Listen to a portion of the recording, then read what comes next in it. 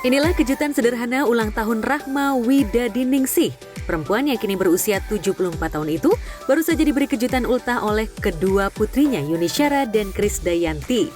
Wanita yang mengenakan kebaya serba coklat muda itu tampak begitu bahagia bisa merayakan hari lahirnya di kediamannya Batu Malang, lengkap dengan anak-anak keluarga dan warga sekitar rumah. Dan seperti inilah kebahagiaan wanita yang melahirkan dua diva tanah air ini. Selamat ulang tahun, selamat ulang tahun, selamat ulang tahun. Happy birthday to you. Happy birthday to you. Happy birthday, happy birthday, happy birthday to you. Happy birthday to you. Happy birthday to you.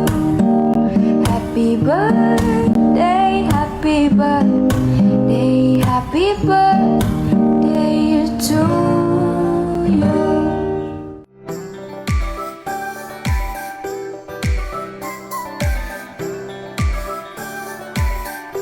Di usianya yang tak muda lagi yakni 74 tahun, pesona Rahma Widadiningsih tampak masih menyembulkan kecantikannya. Apalagi di masa muda, wanita yang sukses berjuang membesarkan anak-anak tetangga selebritas ini punya kecantikan alami. Foto-foto lawas Ibunda KD dan Yuni Syara ini bahkan pernah dibagikan Yuni melalui akun Instagram miliknya.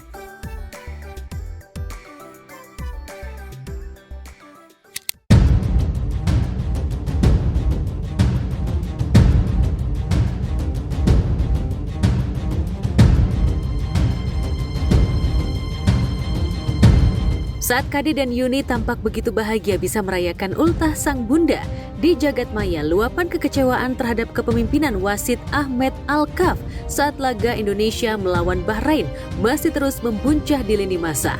Beberapa unggahan bahkan luapan kekecewaan dari sejumlah selebriti mencuat dengan reaksi beragam komentar hingga meme-meme pun bertebaran. Tak hanya luapan komentar dan meme yang bertebaran, beberapa video saat wartawan asal Bahrain juga viral. Salah satunya ketika mewawancarai beberapa Srikandi Garuda yang menonton langsung di Bahrain. It's not fair. Today the match for me is Why not fair? Because the last minute they're supposed to be finished, right? But when Bahrain make a goal, we cannot check the VAR. But when Indonesia make the goal, we can check. I always check so detail. But why when Bahrain we don't check? Today Indonesia better than Bahrain. I think so, yes. Okay. Yes. Bahrain have a lot of money, but don't have a class. Should play better, play fair, good. Nah, come on, no drama. The referee protects something, you know. The player playing good, they Give should. the referee. Who know? Mami Foolish. Who know? Foolish talk. Too many drama. It's 6 minutes extra time, and now it's 9 minutes. What is that? It's supposed to be end. Gue ngerasa negara ini dizolimi sama wasit karena ya wajar lah wasit datang dari tuan rumah juga harusnya udah habis tapi terus sampai hampir 100 ketika habis cetak gol langsung dihabisin itu udah kelihatan banget. Jadi saya aja yang nggak jarang-jarang nangis gitu ya. Waktu kemarin tuh berkaca-kaca gitu, ya Allah sakitnya gitu ya. Karena ketika kita berharap merah putih tiba-tiba kemungkinan bisa masuk Piala Dunia, kita dikecewakan sama wasit. Ya kalau saya sih tetap pengen ada kita komplain lah ke sana.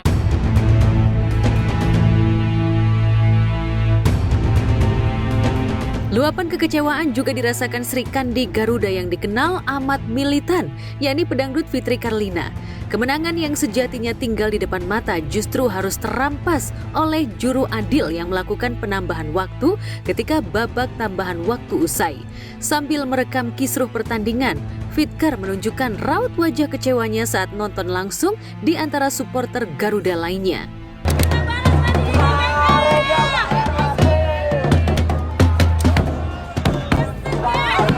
Dia kasih cuma 6 menit waktu, mungkin waktu dia jalan terus nggak selesai pertandingan, mungkin pemain kita di situ kurang fokus ya. Di situ Bahrain bisa cetak gol dan bisa 2 gol. Tapi kita harus bersyukur kita bisa dapat 1 poin. Walaupun bisa 2 tapi kita harus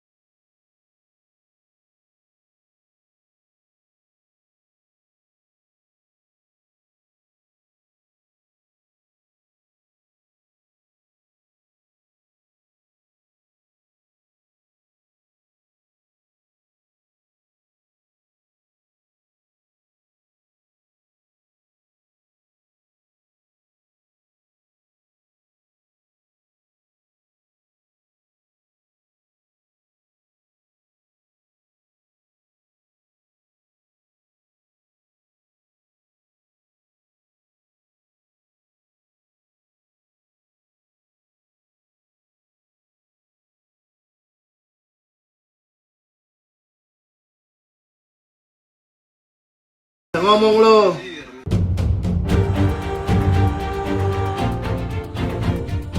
Bukan hanya Lady Garuda Lintas Timur Tengah Sri Kandi Garuda atau Ultras Garuda atau barisan supporter lainnya yang menonton langsung di stadion. Pak Mo, sejumlah selebriti, juga seluruh pecinta sepak bola menumpahkan rasa kesalnya atas kepemimpinan wasit Alkaf. Bahkan, atas kejadian ini PSSI akan melancarkan protes keras terhadap kepemimpinan wasit. Ya, kita tentu dengan kejadian kemarin kita melayangkan surat protes langsung. Saya mengirimkan surat juga kepada AFC, kepada Presiden AFC untuk mempelajari. Keputusan tetap di tangan mereka. Tapi paling tidak kita harus kembali berani menyuarakan ketidakadilan.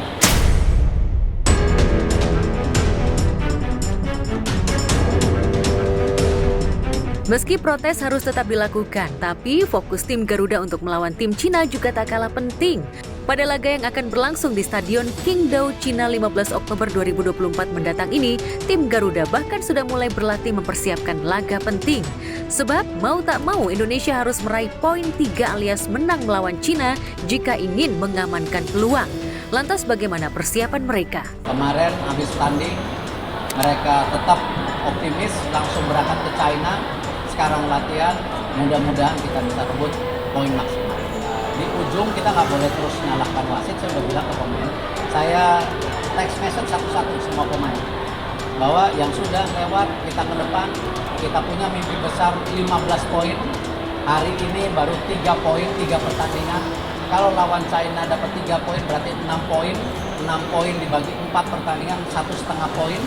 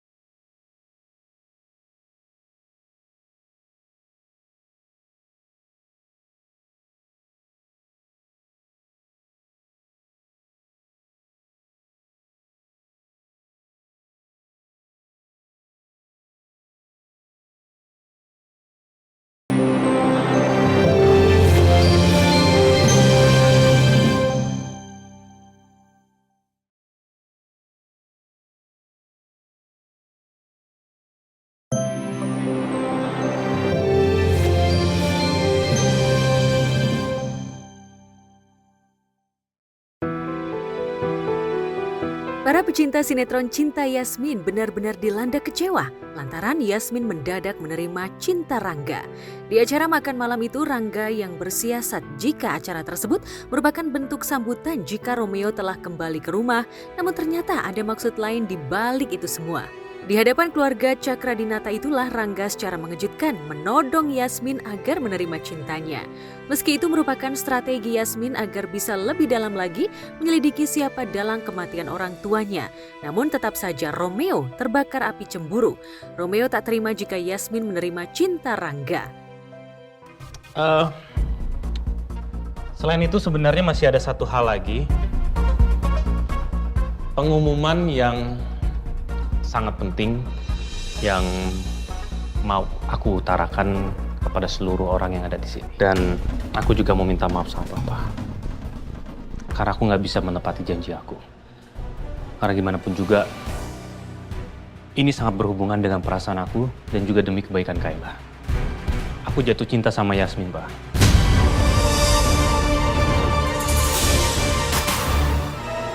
Apa kamu bersedia menerima lamaranku. Saya bersedia, Pak. Saya ngelakuin ini semua demi Kayla. Karena saya juga ada sayang sekali sama Kayla. Baskara nggak terlalu banyak tahu karena plan ini kan dibuatnya memang oleh Ajeng dan Rangga gitu.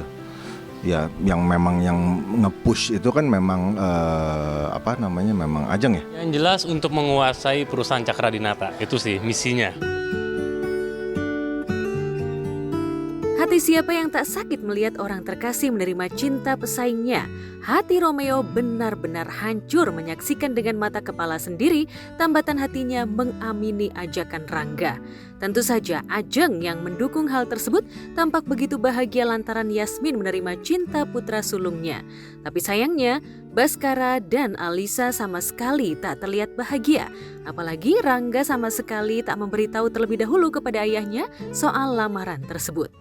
Rangga, sejak awal Papa bilang sama kamu, nggak ada lagi kamu menjalin hubungan sama Yasmin.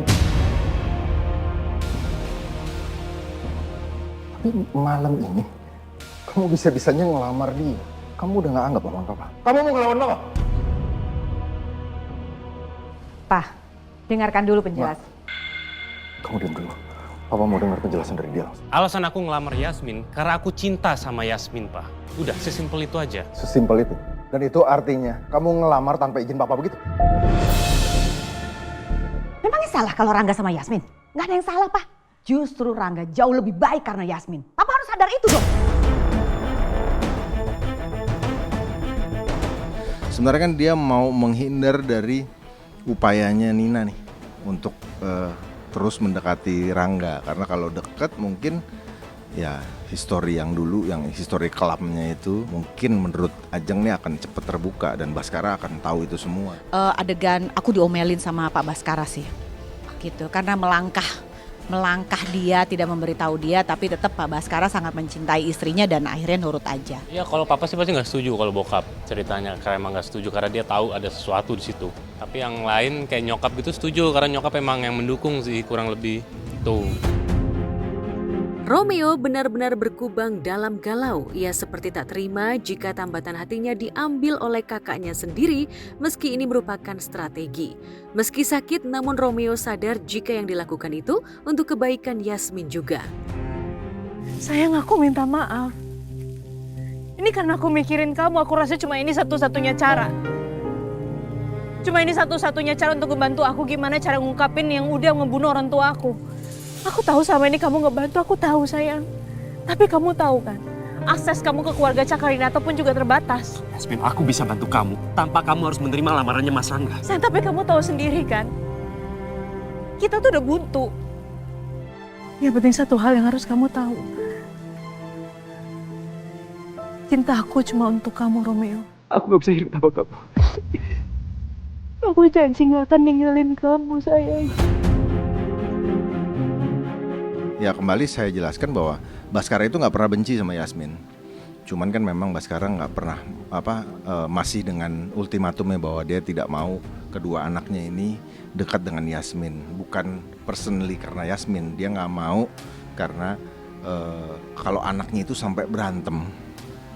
Cuman gara-gara seorang perempuan. Oh ada. Aku menerapkan kepada Pak Baskara bahwa apa yang aku bikin ini harus diterima karena demi kebaikan semuanya, terutama demi kebaikan cucu aku.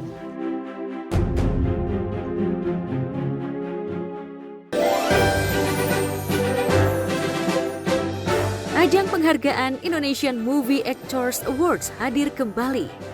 Ajang penghargaan tertinggi dan bergengsi bagi insan perfilman tanah air ini akan disiarkan secara langsung oleh stasiun kebanggaan kita bersama RCTI Selasa, tepat pada 15 Oktober 2024 malam. Tahun ini, Indonesian Movie Actors Awards akan menghadirkan total 15 kategori dan terbagi dalam 2 kategori utama, yakni 8 kategori terbaik dengan penentuan pemenangnya berdasarkan dari penilaian Dewan Juri. Kemudian 7 kategori terfavorit yang pemenangnya ditentukan melalui hasil voting. Dan ada 1 kategori penghargaan istimewa yaitu Lifetime Achievement. IMA 2024 dinilai oleh juri-juri yang terdiri dari orang-orang yang berhubungan langsung dengan industri film dari beragam latar belakang profesional. Mereka adalah Robert Roni, Marcella Zalianty, Vino G. Bastian, Lukman Sardi, Luna Maya, Fajar Nugros, dan Titin Watimena. Dari semua juri ini, Marcella Zalianty lah yang menduduki kursi juri paling lama. Lantas seperti apa penjurian dari semua kategori di tahun ini? Benarkah ada banyak perbedaan dari tahun-tahun sebelumnya?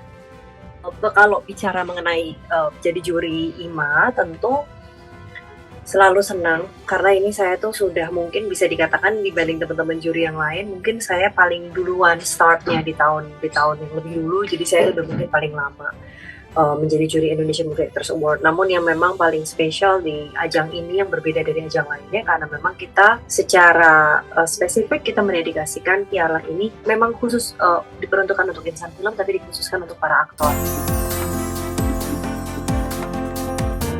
Sementara Ringo Agus Rahman kembali masuk dalam 2 kategori nominasi IMA 2024. Bagaimana reaksi Ringo? Benarkah ia tak percaya bisa masuk dalam 2 kategori, yakni pemeran utama pria terfavorit dan pemeran pasangan terfavorit?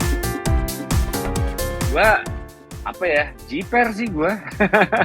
Gua maksudnya kalau ngelihat yang lain, teman-teman yang lain ya jauh lebih berpengalaman, gua mengagumi mereka juga. Kalau gua ngelihat diri gua sendiri tuh gue tuh cuman berperan di sebuah film sampai akhirnya masuk nominasi itu kayak gimana gitu. Terus yang kocaknya lagi tuh kayak gue masuk ya, terus gue lupa tahun berapa kemarin masih ada piala dari Indonesian Movie Awards ya, belum jadi Indonesian Movie Actor Award. Ternyata gue pernah jadi pendatang baru terbaik gitu dulu tuh. Wah, sekarang gue berarti artinya apa nih, gue pendatang lama apa gimana ya? Sampai ke titik ini gue gue bersyukur aja sih, maksudnya bukan sesuatu yang gue sangka ketika gue main film dan akhirnya masuk nominasi sampai titik ini aja gue udah happy kok gitu loh, happy dan terima kasih loh buat yang udah milih kayak gitu. Walaupun kalau bilang pede nggak, waduh ya nggak pede sih gue. Ringo mengawali karirnya sebagai penyiar radio di Bandung hingga akhirnya ia mendapat tawaran bermain di film Jomblo yang ditayangkan pada tahun 2006 lalu. Alhasil, film perdananya itu membuat Ringo masuk nominasi di ajang Festival Film Indonesia. Sejak saat itulah namanya kian melambung dan banyak membintangi film-film box office tanah air. Walaupun misalnya ada prestasi yang orang lihat gitu ya, itu saya selalu bilangnya kebetulan. Kenapa kebetulan? Saya kebetulan terlibat di dalam film yang dikerjakan dengan orang yang sungguh-sungguh gitu dengan yang lain. Saya selalu ngerasa semua pencapaian itu bukan karena saya sendiri, tapi karena terlibat dengan orang-orang yang luar biasa. Justru yang di sekitaran saya yang hebat-hebat.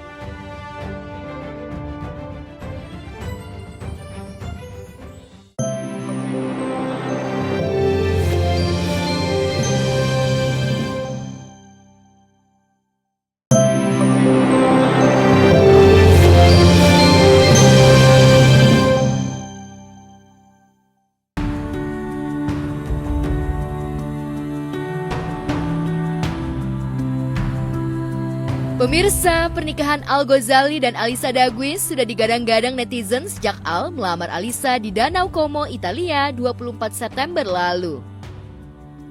Ahmad Dhani, ayah Al pun sudah membocorkan tanggal pernikahan Al. Jika tak ada perubahan dan kendala serius, pernikahan Al dan Alisa akan dihelat di angka cantik, yaitu tanggal 25 bulan 5 tahun 2025. Hanya saja Dhani belum bisa memastikan lokasi atau tempat pernikahan Al dan Alisa. Lantas bagaimana dengan Maya Estianty, ibunda Al?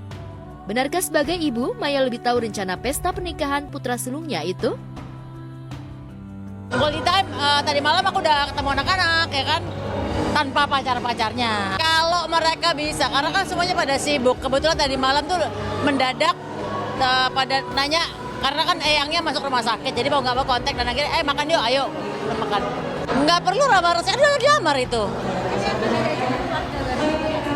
Enggak lah ya, itu kan orang kita ya. Kalau Alisa kan bule ya, udah dilamar ya sudah, ngapain harus ada lamaran resmi segala macam. Toh kita udah kenal. Kalau orang bule itu kan nggak perlu harus satu gerudukan, satu keluarganya datang ke keluarganya. Nah, itu masih belum tahu kapan, tapi insya Allah tahun depan. 25 Mei? Enggak lah itu kan ulang tahunnya pas tanggalnya Alisa kalau nggak salah ya 25. Cuman enggak masih dicari hari yang baik. Adalah rahasia karena kita masih cari bener-bener yang tanggal yang terbaik gitu. Ya rencana sih tanggal 26 selebrasinya. Ada perayaan lagi? Iya, tanggal 26 nanti. Biar Mas Dani happy. Iya. Berarti biar saya juga bisa ngundang teman-teman saya. Kalau ternyata orang tua yang sekian, itu kan orang tuanya. Anaknya belum ngomong apa-apa kok gitu loh. Udah ngomong sama saya pribadi tapi kita belum umumkan tanggal berapa karena ada beberapa kandidat tanggal yang baik. Mungkin malah bukan bulan Mei gitu. Tapi ya, pokoknya ada aja rahasia. Kabarnya konsep prosesi akad nikah Al dan Alisa akan dikemas menurut prosesi adat Jawa Timuran mengingat orang tua Al, Maya dan Dani memiliki darah Jawa. Demikian pula Risa Dewi, ibunda Alisa memiliki darah Jawa. Sementara untuk pesta resepsi akan dikemas dengan konsep internasional lantaran ayah Alisa Richard Vincent Daguis berkebangsaan Prancis. Lantas seperti apa konsep pesta pernikahan yang disusun Maya untuk pesta resepsi Al dan Alisa? Kita kan menghormati bahwa kita ini separuh bule, separuh orang Indonesia. Style mau dipakai ala bule atau ala Indonesia, kita belum tahu. Itu karena kan kita masih mau ketemu, aku juga kebetulan mau ketemu juga sama orang tua Alisa ya kan. Jadi belum seperti apanya, aku hanya bicara sama Al Ghazali dulu karena yang nikah anak. Jadi kalau aku anak menikah tuh bukan maunya saya, tapi mau anaknya seperti apa gitu. Kalau seandainya ada Al Ghazali pengen nikah di luar negeri, masuk akal Alisa orang Prancis gitu kan. Itu aja sih. Jadi kalau aku bilang harus nikah di sini ramah, banyak yang ngomong bahwa bahwa kita harus ya pokoknya kan kita nih keluarganya mix, ada bule ada Indonesia, jadi nggak bisa maunya netizen seperti apa, maunya kita seperti apa. Ini yang nikah Al Ghazali sama Alisa, maunya Alisa sama Al Ghazali seperti apa, nanti mereka adalah jodoh yang sempat terpisah habis itu kembali lagi. Menurut aku udah jodoh yang terbaik lah gitu. Setelah menikahkan Al dan Alisa, PR Dani dan Maya selanjutnya adalah menentukan siapa yang lebih dulu menikah antara El Rumi anak tengah atau Dul Zailani si bungsu. Jika melihat kematangan pendekatan masa pacaran, tentu saja Dul menang dari El karena ia sudah 2 tahun pacaran dengan Tisa Biani, sementara El baru 2 bulan pacaran dengan Syifa Haju. Namun nampaknya Dul yang tahun depan berusia 24 tahun seolah ngebet ingin melangkahi El karena ia merasa sudah siap menjadi kepala keluarga. Jadi ibu rumah tangga sih. Boleh syuting nggak? Boleh, tapi kayak kalau anak lagi, karena aku ingat rasanya nggak enak banget masih kecil ditinggal kerja terus. Tapi kalau ada beberapa usia tuh anak tuh harus didampingi sama ibu. Sampai berapa tahun? Ntar aku tanya psikolog dulu ya. Umur berapa gitu. Terus harus apa gitu? Pakai jilbab? Harus pakai jilbab. Dia lebih mendahulukan konspirasi kebahagiaan dan konspirasi kemakmuran. Ya belajar jadi laki yang lebih tanggung jawab aja sih, yang nggak pelin-pelan lagi, how to be a man lah, biar kayak ayah. Setuju kan, saya selalu bilang pengen barengan, Al Eldul nikah bareng. Maunya orang tua kan pengen cepet punya cucu, tapi kan maunya Tuhan beda. Ini hanya harusnya saya ke Eropa nih malam, tapi Tuhan berkehendak lain, orang tua saya masuk rumah sakit, jadi kayak cancel nih. Jadi kita nggak pernah tahu maunya Allah seperti apa, jalanin aja lah gitu. Nggak tahu. Masalah itu belum tahu, yang pasti anak-anak serius sama pasangannya masing-masing. Ya jodoh kan begitu, putus nyambung, balik gitu kan. Wes, panjang. Putri pertama Ahmad Dhani dan Mulan Jamila, Syafea Ahmad, mulai berani perform menyanyi di depan umum. Meski masih tingkat pensi sekolah, pelajar SMP kelahiran 26 Februari 2011 itu sudah menunjukkan talentanya sebagai biduan. Darah seni rupanya mengalir deras di tubuh Syafea mengingat ayahnya musisi, sedangkan ibundanya penyanyi kenamaan. Seperti inilah perform Syafea saat menyanyi trio dengan teman sekelasnya.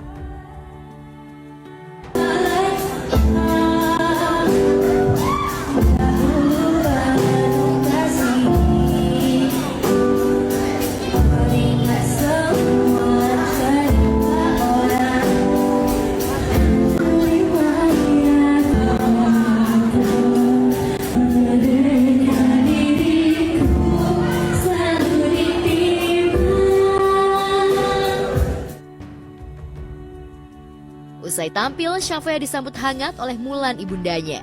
Mulan tak mengira putrinya yang di rumah terlihat malu-malu, kini berani tampil menyanyi di depan publik.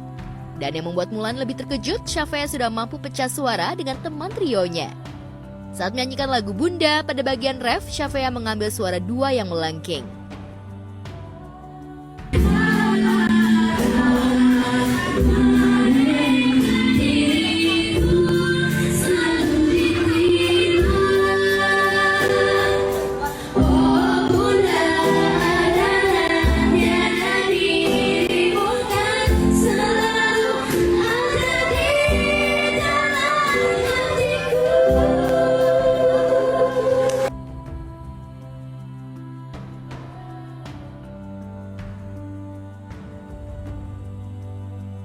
Meski digadang-gadang menjadi the next Mulan Jamila, penampilan Shafea tak luput dari kritikan pedas netizen.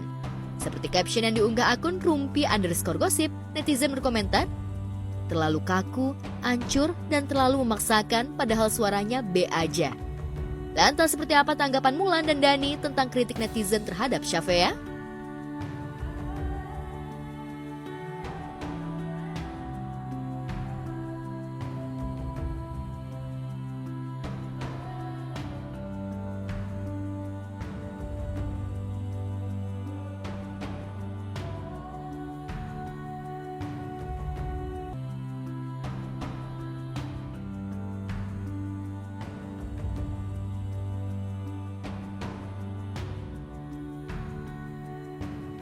Sekolah, terus sekolah apa maksudnya, kan nggak ngerti tuh. Belajar, terus sholat, yang baik.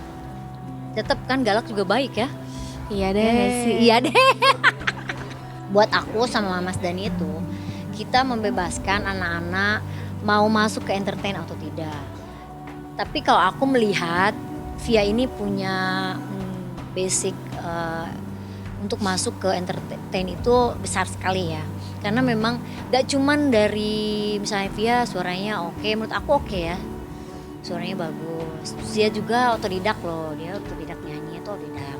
Terus dia juga belajar piano, gitar juga otodidak dia tuh. Tapi ya balik lagi aku gak bisa maksa. Dan Mas Dani juga gak bisa maksa. Senyamannya Via aja. Dia mungkin cita-citanya apa sih? Pengen jadi apa? Nggak tahu. Tapi pengen nggak kayak bunda, kayak ayah, kayak kakak? Belum tahu. Ya dilihat aja. Yang penting kan sekarang masih SMP kelas 2. Vianya belajar dulu yang bagus, yang baik.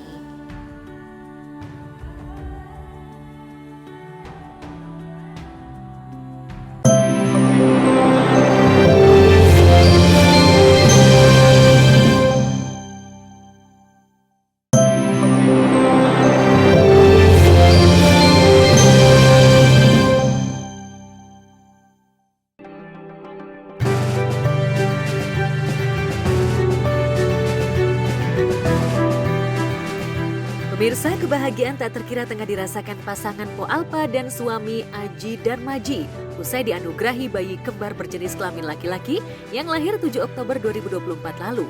Bayi kembar tersebut diberi nama Raffi Ahmad Darmadina dan Rafa Ahmad Darmadina. Lantas seperti apa proses kelahiran sang bayi yang lahir lewat operasi sesar itu? Kita senang, gembira, bahagia, campur aduk semuanya. Karena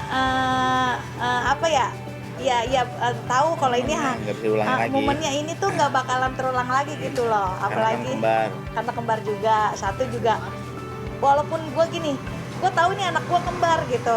Cuman masih percaya nggak percaya di saat anak itu lahir, wah satu, terus wah lagi 2, ya Allah bener kembar gitu. Ternyata luar biasa nikmat. Nggak tahu deh rezeki dari Allah yang harus dititipin, yang harus dijaga ya. Aduh, kita nggak bisa dikata-kata ya Pak. Jadi rasa syukur aja, syukur. Allah udah percaya sama kita, dititipin sekaligus 2 bener. 2 janin ada di rahim Po kayak gitu. Iya, Laki-laki. jadi nggak bisa diungkapin ya. Bahagianya bahagia banget, berlipat-lipat gitu. Maksudnya senangnya berlipat-lipat. Pokoknya nggak ngerti dah, pokoknya ini perasaan gitu. Pokoknya semua ya kayak kita punya utang hilang tuh sekejap tuh. Pokoknya plong ngeliat anak ini, jadi semuanya bahagia banget intinya.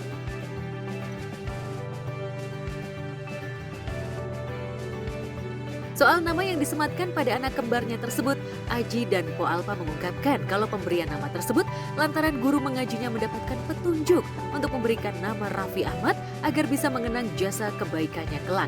Lantas, apa nama arti tersebut?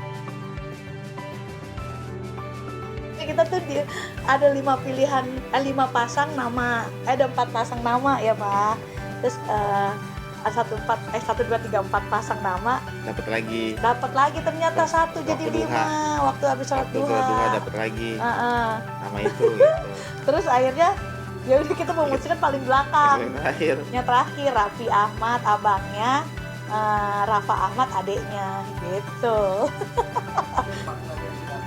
Ini yang bisa jelasin. Kalau Raffi itu yang meninggikan, artinya Rafa itu kebaikan kayak gitu. Jadi yang meninggikan nanti tuh derajat keluarganya, bisa saudara-saudaranya, bisa kerabatnya mungkin kita ditinggikan gitu, bisa dibantu gitu ketika dia dikasih rezeki sama Allah Ta'ala kayak gitu. Arti sebuah nama tuh kan penting kan, makanya kan banyak yang nanya, Bang udah dicari nama kan belum kan, orang tua juga mesen kan, kalau belum keluar jangan dinamain dulu dan jangan nyari dulu. Jadi dengan 1 hari itu kilat habis sholat duha dapat berita itu gitu, nih namain ini ya kayak gitu. Jadi kita namain Raffi Ahmad Darmadina sama Rafa Ahmad Darmadina gitu. Ini Dar kan tempat tuh, Madinah kan kota gitu. Jadi tempat di kota yang baru nih. Kan dia namanya Dedi Darmadi, naknya itu manggilnya Dina, jadi Darmadina gitu. Jadi enggak menghilangkan kebaikannya Raffi Ahmad kayak gitu. Jadi kita bakalan kita kenang kayak gitu kan, oh ini anak kita nih, kita titip namanya dia, juga kita izin juga. Izin ya kayak gitu, kita namain nama ayah kayak gitu. Pak Haji Raffi bilang silakan ya kan, dia malah senang, ya udah kita jalanin ya kan gitu kan. Kita izin dulu sebelumnya gitu. Izin pamit mau pakai nama A boleh, ya silakan lah. Lagi kan namanya nama baik, nama bagus. Nama bagus gitu. Ya udah akhirnya diizinin dan nanti juga kan pasti anak kita kan juga bakalan dewasa, bakalan tahu ngerti kan. Terus ntar kita akan tahu ceritanya dulu seperti apa dibelikan nama seperti ini gitu. Nanti anak-anak kita juga tahu gitu. Lu dulu tuh lahirin yang biayain Raffi Ahmad gitu.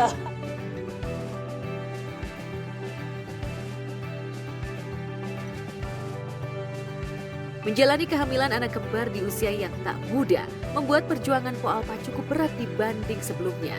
Dirinya juga meminta ke suaminya agar menghargai perjuangannya selama ini. Po Alpa juga mengungkapkan kerepotannya mengurus bayi kembarnya, apalagi saat keduanya nangis secara bersamaan. Namun begitu, Po Alpa sendiri akui tak akan melewati momen ini dan berusaha akan mengurus bayi kembarnya sendiri meski dibantu babysitter. Gue sambil ngomong juga sama susternya, itu lagi diajanin berhenti. Wah diajarin Allah Akbar, kan dia suara kenceng kan. Berhenti nih si bayi, tapi yang bayi yang 1 masih nangis. Nah udah selesai ajanin yang bayi yang 1, berhenti lagi. Ya udah anteng. Luar biasa tuh, ngerti itu bocah ya. Iya kan, aturan azan. Luar biasa.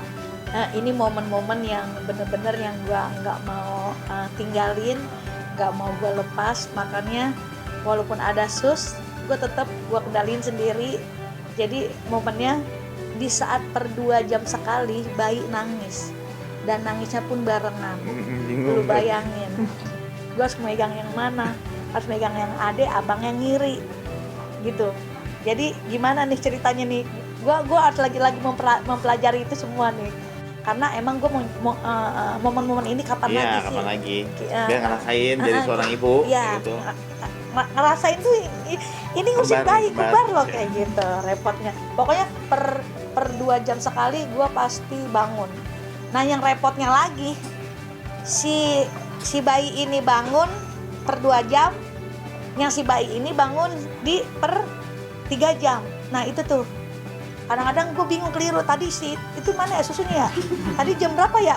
Gue ini lagi terkecoh sama waktu nih, gitu. Namun usai melahirkan anak kembar, pemilik nama asli Nina Carolina dan suaminya Aji sepakat untuk melakukan steril kehamilan. Lantas apa alasan Po Alpa melakukan sterilisasi kandungan? Benarkah usia menjadi faktor Po Alpa memutuskan untuk steril kandungan? Diketahui umur Po Alpa saat ini sudah menginjak usia 37 tahun. Selain faktor umur, jumlah anak yang dimiliki juga dirasa sudah cukup, mengingat Po Alpa dan suami sudah memiliki 4 buah hati.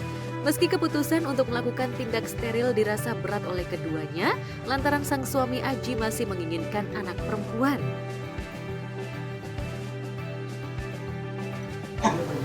Iya, ini sebenarnya keputusan kita berdua ya, Pak? Enggak, insya Allah udah enggak gitu. Udah banyak umur soal juga. Iya. Kesian juga kan. Udah segitu udah 4 udah cukup, alhamdulillah. Allah titipin itu udah alhamdulillah gitu. Sebenarnya kan dia masih pengen punya anak perempuan kan. Terus balik lagi. Gimana nih, Pak? Mau masih punya anak lagi nggak? Kata dia gitu. Ya terserah kamu, udah cukup udah, kata dia gitu. Udah, kata dia gini. Biarin kita nggak dapat perempuan, kan ada kakak yang gede. Terus kata dia, kalau kita nggak punya dapat perempuan, udah nanti kita dapat cucu perempuan, kata gitu. Ya udah, akhirnya ditutup dah kemarin. Udah pabrik udah ini. Udah steril. Pabriknya udah, ya kan? Iya steril kan. Istilahnya ini pabriknya udah dibangkrutin lah gitu kan. Udah nggak ada produksi gitu. Ya yang penting lu jangan macem-macem gitu ya. Doain aja. Iya itu harus kita omongin. Ya resiko dia namanya punya laki ganteng kan. Idi. Resiko ganteng ya. Iya resiko nikah sama orang ganteng gitu.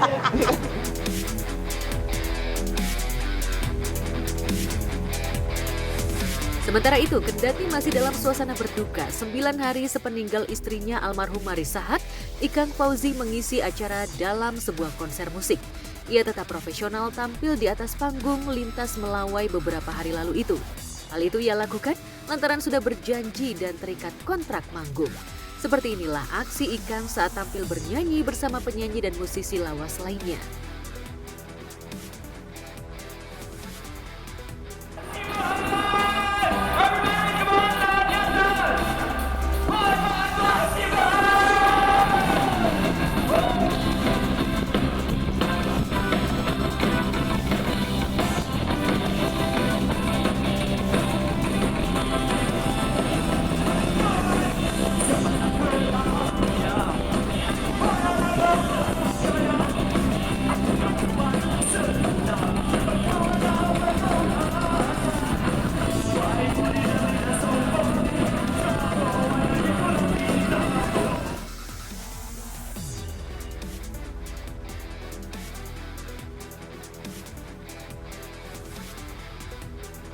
Kepergian secara mendadak Marissa Haque tanpa sakit apapun tentu menjadi pukulan berat bagi Ikang dan 2 putrinya.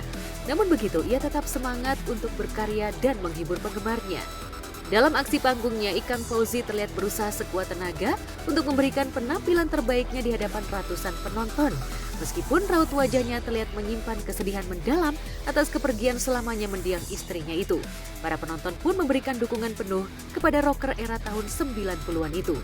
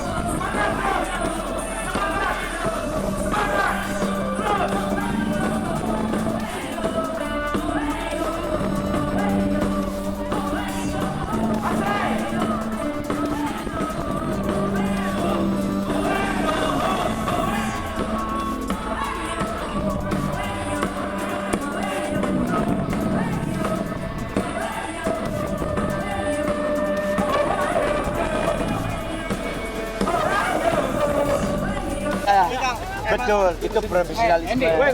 Tapi selain itu aku nggak mau kecewain penggemar. Mereka begitu. Dan anak-anakku juga. Pelan-pelan, jangan. Ya. Mohon maaf ya. Ayo, pelan-pelan aja, pelan-pelan. Santai aja ini juga ya.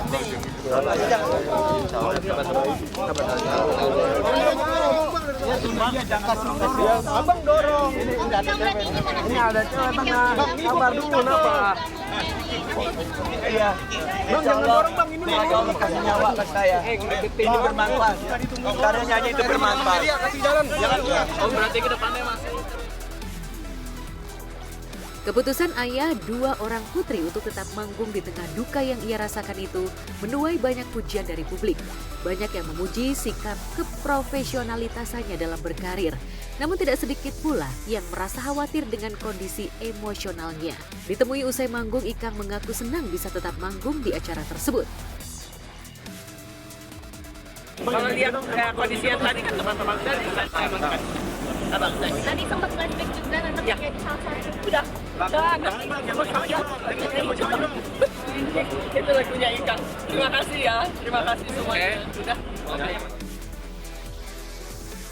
Acara pertunjukan musik tersebut bukan hanya untuk menghibur penonton.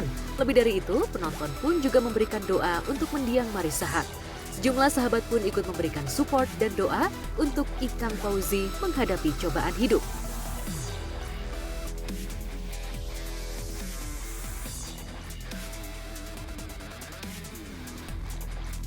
Saya salut sama Ikang karena saya ke rumah beliau. Saya bilang sama Ikang, Ikang kalau misalnya nggak bisa tampil nggak apa-apa, ya kan gitu. Tapi Ikang bilang, nggak, gue tetap tampil dan memang Ica pingin gue tetap nyanyi. Jadi hebat, aku salut. Pada saat latihan juga Ikang dengan suaranya yang nggak berubah ya, nggak menunjukkan bahwa dia baru berduka, tapi artinya pada saat dia berlatih, dia nyanyi itu udah benar-benar ya. Bukan berarti jadi misalnya jadi drop atau apa enggak gitu. Saya ngeliat tetap staminanya bagus gitu loh. Tapi setelah itu dia ya masih dalam keadaan bersedih lah gitu ya, masih prihatin gitu ya. Saya bisa merasakan gitu. Jadi habis selesai nyanyi dia diem gitu. Tapi pada saat harus bernyanyi ya dia dengan gaya dia gitu. Jadi bukan berarti jadi drop atau jadi lemah nyanyinya atau jadi nggak semangat nyanyinya, enggak. Salut buat Ikang. Saya salut sama Ikang yang begitu tegar ya, siapa yang nggak shock lah ya kehilangan dalam kondisi yang mendadak. Tapi kalau saya nih boleh pilih, saya ingin itu meninggal seperti itu. Maksudnya dengan meninggal dalam tidur itu hari Jumat pula lagi. Jadi saya pikir memang ya usia di tangan Tuhan. Tapi juga setiap cobaan itu pasti ada maksud. Saya tadi bilang gitu kan setiap iya gue paham banget ya, cuman gue setelah kaget banget sih ya, tidak siap. Saya ngerti karena saya kenal keluarga mereka semua gitu. Saya kan pernah nyanyi sama saya juga, tahu kan dulu ada renungan di batas dewasa.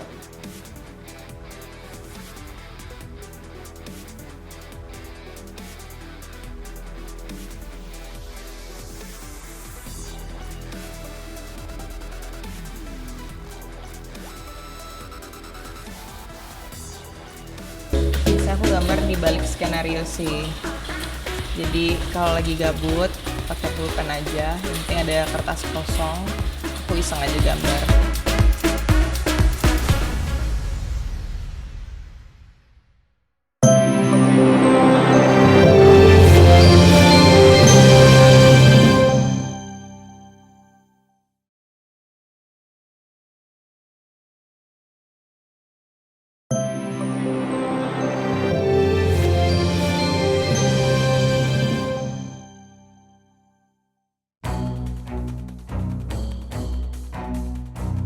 Jika Batra, Baim, dan Paula diambang kehancuran pasca santer isu orang ketiga, di jagat maya juga masih heboh perseteruan antara istri Pratama Arhan, yakni selebgram Aziza Salsya, dan teman yang pernah satu circle-nya, yakni Rahel V-nya.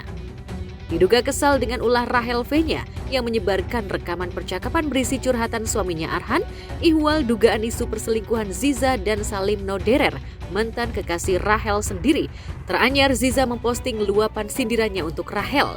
Ziza merasa selebgram yang kerap mengumbar kehidupan pribadinya merasa seolah sok penting atau seolah dihinggapi sebagai sosok penting. Karena itu ia menulis kalimat bernada sindiran diduga untuk Rahel. Cuma mau bilang ibu nggak sepenting itu buat ditangkepin. Siapa juga yang ngehasut orang-orang buat lawan ibu. Stop ngerasa diri lo sepenting itu, Jir. Stop juga ngerasa kita pernah sedekat nadi. Merasa tersakiti banget. Lo siapa ya? Nggak kelar-kelar nih, Bu. Kelihatan banget nggak bahagianya, Bu, nyenggol mulu. Belum dapat pasangan hidup kah tantrum mulu. Tulis Ziza kesal.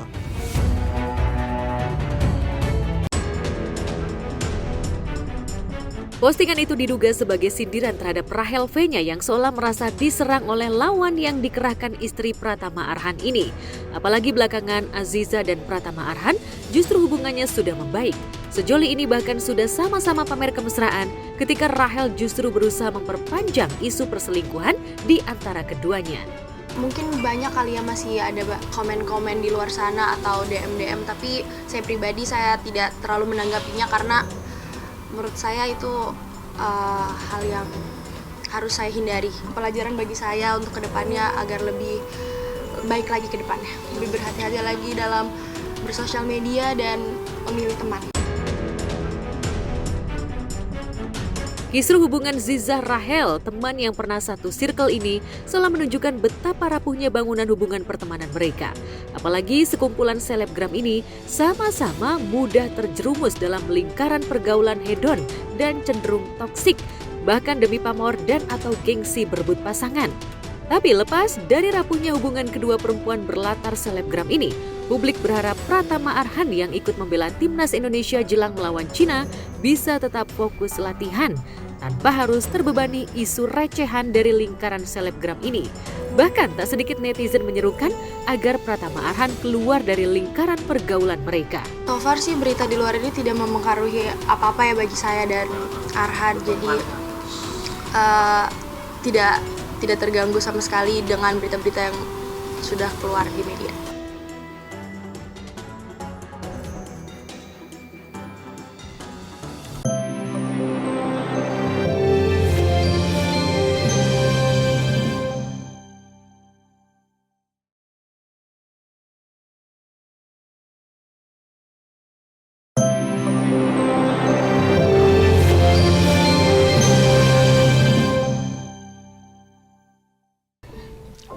Akui sebuah kenyataan yang selama ini masih kamu sangkal.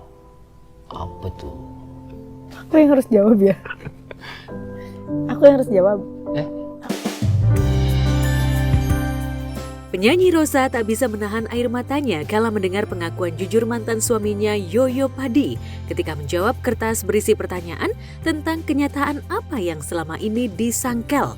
Pemilik nama lengkap Surendro Prasetyo yang sempat terdiam pun tiba-tiba memberi jawaban yang membuat hati pemilik nama asli Sri Rosa Roselaina Handayani ini pun meleleh hingga meneteskan air mata. Akui sebuah kenyataan yang selama ini masih kamu sangkal. Apa ya?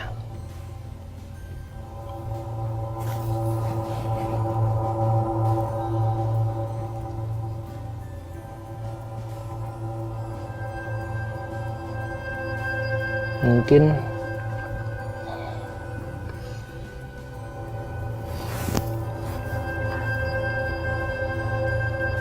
rasa sayang aku sama kamu.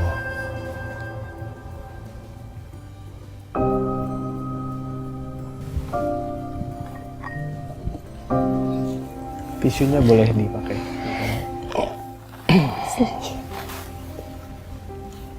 Sekarang. Momen haru di pertemuan satu meja di kanal YouTube Cinemaku Picture itu makin membuat netizen terenyuh ketika menjawab pertanyaan serupa. Rosa mengaku begitu rapuh setelah perceraian meski selalu berusaha tegar di depan publik. Kalau aku selalu bilang sama diri sendiri bahwa aku baik-baik aja. Baik-baik aja, kuat-kuat aja. Dan emang pasti aku berusaha untuk itu ya. Tapi sejujurnya banyak hal yang itu aku nggak baik-baik aja gitu. Ya, meski keduanya terbilang singkat menjalani bahtera, yakni kurang lebih 5 tahun sejak menikah tahun 2004, lalu bercerai pada 2009 silam. Namun tak bisa disangkal jika mantan suami istri yang sudah memiliki buah hati semata wayang ini belum bisa sepenuhnya move on dari masa lalu. Apalagi keduanya sama-sama kompak membesarkan putranya. Rosa bahkan selalu berusaha menjadi penengah hubungan mantan suami dan putranya. Adegan saling meminta maaf atas segala kekurangan masing-masing pun menjadi adegan penuh mengharukan. Terima kasih Ibu karena sudah menjadi bagian hidupku dan telah melahirkan anak yang luar biasa, anak kita. Dan terima kasih untuk semua kebaikan Ibu selama ini, dan Mbak Ade juga. Dan mohon maaf kalau Bapak punya salah. Maaf ya Mbak, Ibu.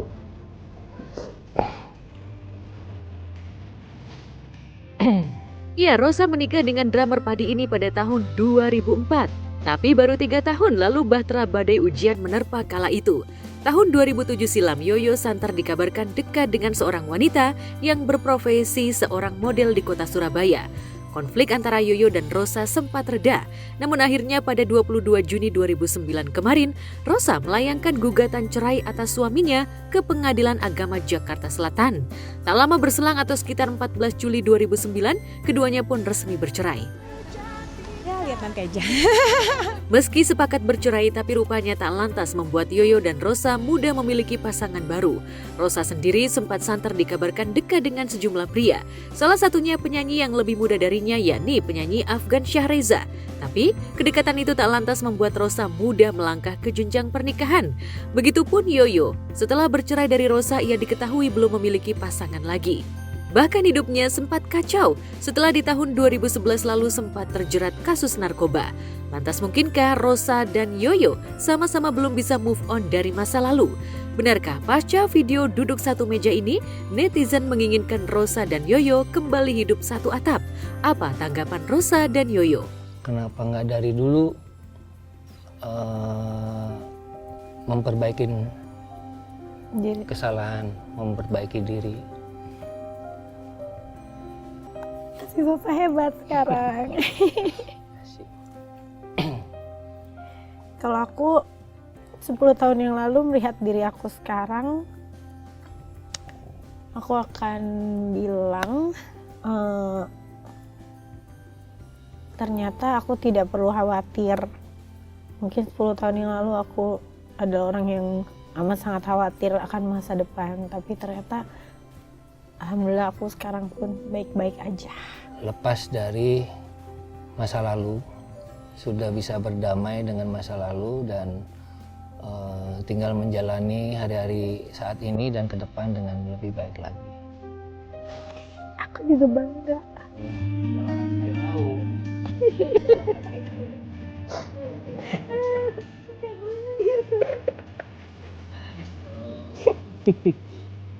Telepatis.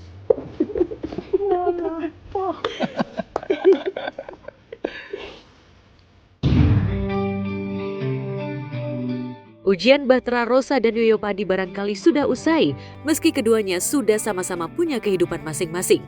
Namun bagi aktor sekaligus YouTuber Baim Wong dan pasangan yang dinikahinya pada September 2018 silam, yakni model Paula Verhoeven, ujian bahtera itu kini terasa begitu pelik. Meski mulanya bahtera keduanya terlihat baik-baik saja, tapi rupanya menyimpan tabir konflik yang amat pelik. Apalagi belakangan Baim mengaku ada pihak ketiga yang diam-diam tengah dekat dengan istrinya. Perang dingin antara Paula dan Baim pun mencuat di jagat maya. Bang Baim, sedikit dong soal kemarin. Saya juga tidak mau suzon, cuman dari rantai semua itu Karena ini sudah 1 tahun ketidakjujuran itu ada. Saya sendiri juga kadang-kadang suka nggak percaya. Jangankan kalian, saya juga nggak percaya apa yang terjadi sama saya. Kalau keluar dari rumah secara resmi itu seingat saya sudah 7 bulan yang lalu. Persoalan yang paling krusial itu setahun November. Dia sempat ke satu tempat, dia ngobrol dibalikan, disuruh kasih kesempatan. Oke, saya mencoba untuk memperbaiki semuanya, tapi tidak bisa diperbaiki. Ada di sini namanya. Kalau Anda mau tahu siapa, tanya ke Humas. Keluarga saya udah tahu semua, orang-orang sini udah tahu semua. Suster udah tahu semua. Jadi kalian cuma 100% cuma tahu 17,5%. Saya nggak mau cerita. Itu nggak pernah ngecek handphone istri saya karena saya sangat percaya sama dia. Ketika ada berita itu ada yang datangnya dari asisten pribadinya, ini dikasih lihat saya. Terus saya mau ngomong apa? Saya nggak akan jabarin di sini semuanya. Saya ke keluarga saya tanya harus gimana, ini begini. Mereka bilang selesaikan. Ayah saya bilang selesaikan. Hubungan Baim dan Paula makin sengit. Tatkala belum lama ini Paula sempat datang ke kantor Baim Wong untuk memberi kejutan ultah putra bungsunya.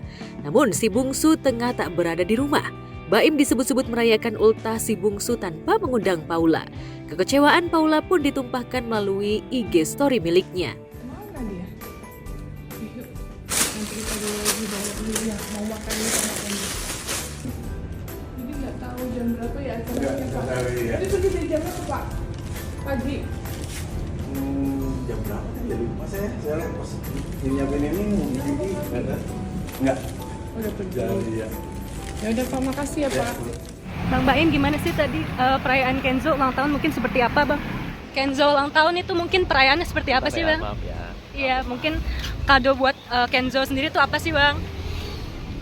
Ucapannya untuk Kenzo apa Bang? Kemarin mungkin perayaannya untuk Kenzo gimana sih Bang? Meski pada akhirnya di malam hari Paula kembali datang dan akhirnya bisa menemui kedua putranya.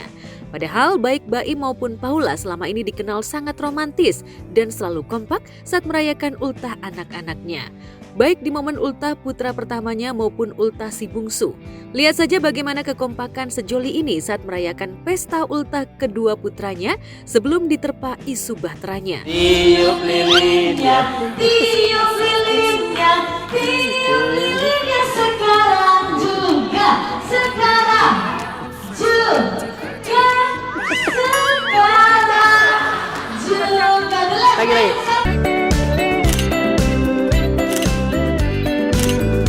Tapi entah mengapa kebersamaan yang begitu apik di Berai itu seolah sirna. Keceriaan sebuah keluarga kecil itu kini berubah menjadi perang dingin di media sosial. Apalagi hingga kini Paula sendiri belum mengklarifikasi tuduhan sang suami yang sudah melayangkan gugatan cerainya ke pengadilan. Lantas mungkinkah mereka akan kembali rujuk setelah sama-sama cooling down dan rela melepas ego demi masa depan anak-anaknya? Saya cuma mikirin anak saya doang. Saya nggak mau mereka itu tahu masalah ini. Cuma tambah kesini itu semua ketidakjujuran itu ada. Saya katakan berkali-kali ini sangat menyakitkan, tapi ini harus dilalui. Tidak boleh menimbulkan penderitaan terus-menerus terhadap Muhammad Ibrahim alias Baim Wong. Bismillah, doain yang terbaik lah udah. Kalau aku sih nggak ada rumah tangga pasti yang mau bercerai. Kalau seandainya itu terjadi pasti ada something problem. Jadi aku cuman pesennya jangan sampai anak-anak terganggu atau tidak mendapatkan kasih sayang orang tuanya, itu aja. Boleh kita bercerai, boleh kita berpisah, tapi hubungan tetap baik apalagi untuk anak-anak. Sama doa yang terbaik, kita kan nggak pernah tahu kalau jadi orang luar ceritanya seperti apa, kan semuanya pasti proses. Jadi aku juga tidak berhak gimana, yang penting support untuk selalu saling ini aja, punya damai sejahtera ngelewatin semua. Doa yang terbaik lah buat teman-teman, ya baik-baik, komunikasi, put God first in everything.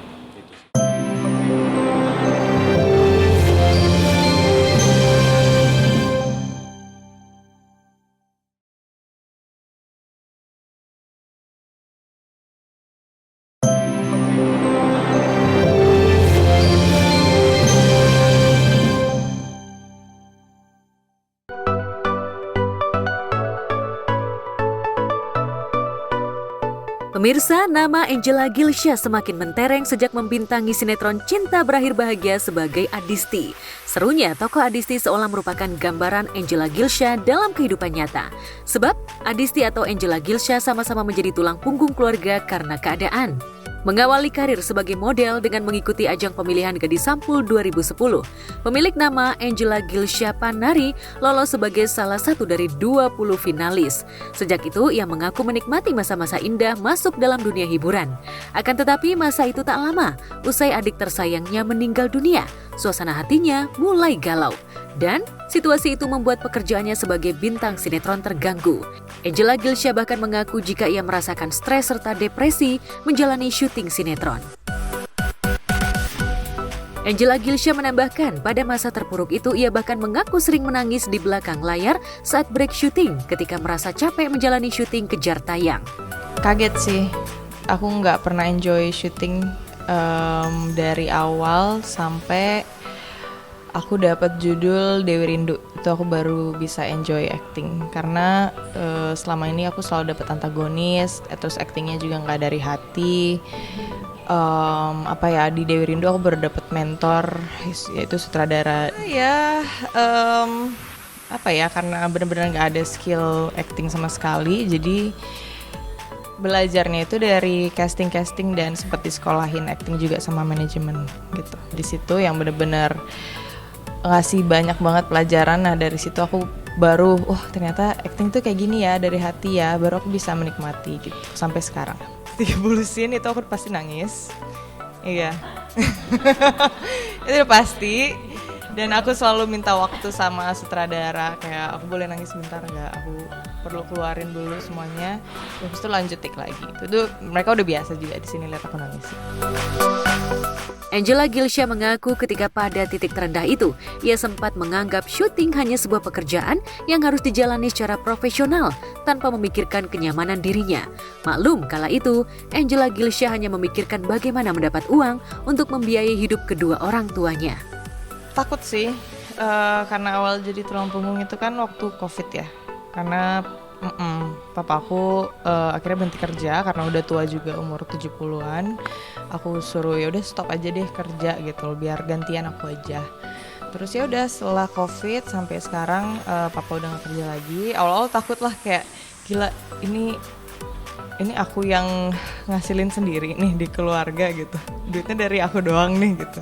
Awalnya sempet takut sih, tapi lama-lama karena emang niatnya kerja untuk keluarga, ya ada aja berkat yang masuk. Beratnya awal-awal doang sih, karena ya rasa takut itu pasti, apalagi di umur aku yang berapa itu ya, 4 tahun lalu, masih 20-an. Ya takut kalau tiba-tiba aku nggak syuting, takut tiba-tiba nggak ada kerjaan, terus duit habis. Ya ketakutan itu akan selalu ada lah ya. Cuman seiring berjalannya waktu, ya selama niat kita baik, aku ngerasain sendiri. Kayak aku bersyukur banget karena aku selalu diberkati dan aku nggak pernah ngerasa kekurangan sampai detik ini. Jadi aku percaya aja sama Tuhan, kayak jalan yang Tuhan kasih itu ya udah aku jalanin aja apapun itu. Angela Gilsha pada akhirnya menyadari jika ia memang harus menjalani hidupnya sesuai dengan bakat yang sudah diasahnya sebagai aktris. Itu sebabnya kerja yang diiringi dengan doa yang tulus membuatnya perlahan-lahan bangkit dari keterpurukan hati, hingga ia bisa menikmati pekerjaannya di dunia hiburan. Angela Gilsha bahkan merasakan kenyamanan dan ketenangan pada saat berperan sebagai Adisti yang terlihat sangat menjiwai di sinetron Cinta Berakhir Bahagia. Aku manusia, aku punya perasaan, aku punya feelings, aku punya emotion, dan kita harus berteman dengan emotion kita sendiri. Misalnya aku marah, aku harus tahu kenapa aku marah, alasannya apa. Harus dilanjutin gak nih marahnya? Apa stop sampai sini aja? Aku sedih, kenapa sedih? Capek, kenapa capek? Syuting terus apa lagi? Ya kangen mama papa apa segala macem. Ya, kita harus bisa mengolah emosi kita sendiri gitu loh. Harus tahu kita ini kenapa sih gitu, dan ya harus dikeluarin juga. Iya benar. Dan dengan cara nangis itu cara aku.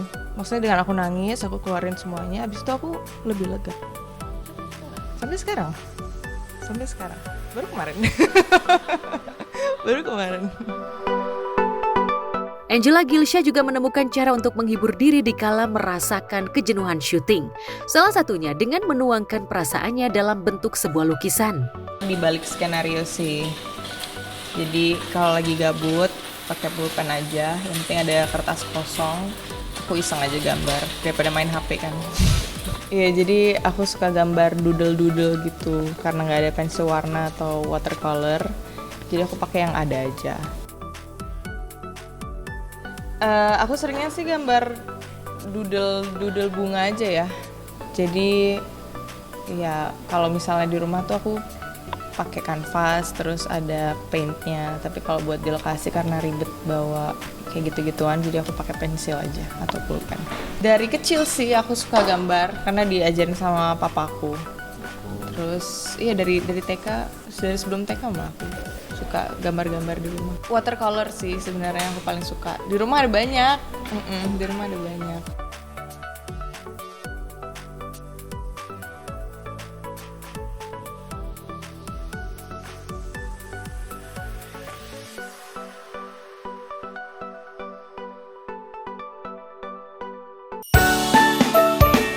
Bukan hanya melukis, Angela Gilsha juga merawat kucing di lokasi syuting.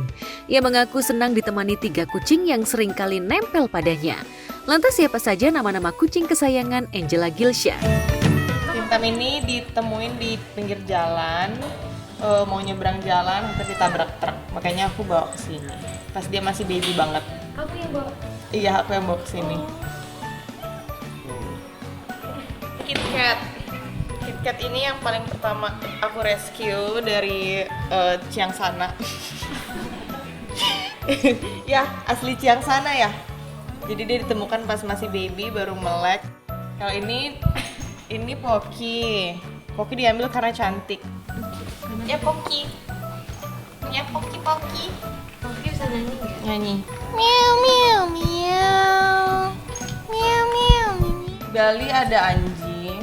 Aku sebenarnya suka anjing. Cuma semenjak pelihara si KitKat jadi sayang juga sama kucing. Ada burung juga di Bali, burung parrot. She's a very peaceful person. Iya, menurut aku dia peaceful banget orangnya. Jadi dia selalu kalem gitu. Kalau misalkan ngobrol sama kita pun juga kalem. Kan kita sering banget kumpul di base camp, makan bareng, ngobrol-ngobrol bareng. Terus ini kita ngurus kucing bareng di base camp ini. Angela Gilsha tak sungkan menunjukkan kamar atau tempat istirahat di lokasi syuting di kawasan Lido, Sukabumi, Jawa Barat agar penggemarnya tak penasaran seperti apa kondisi kamar istirahat aktris yang hobi hiking yang sering menghabiskan waktu break syuting dengan melukis dan merawat kucing. Ini dapurnya. Ini nanasnya Laura sih kayaknya. Aku kurang suka nanas, tapi ini buat aku. Belanja aja sih di supermarket buat nyetok isi kulkas. Yang wajib banget tuh dada ayam, terus ayam-ayam mentah buat diolah, terus telur itu wajib banget. Usai menunjukkan kamar istirahatnya, Angela Gilsha harus kembali syuting. Itu sebabnya ia langsung menuju ruang make up dan berubah menjadi Adisti.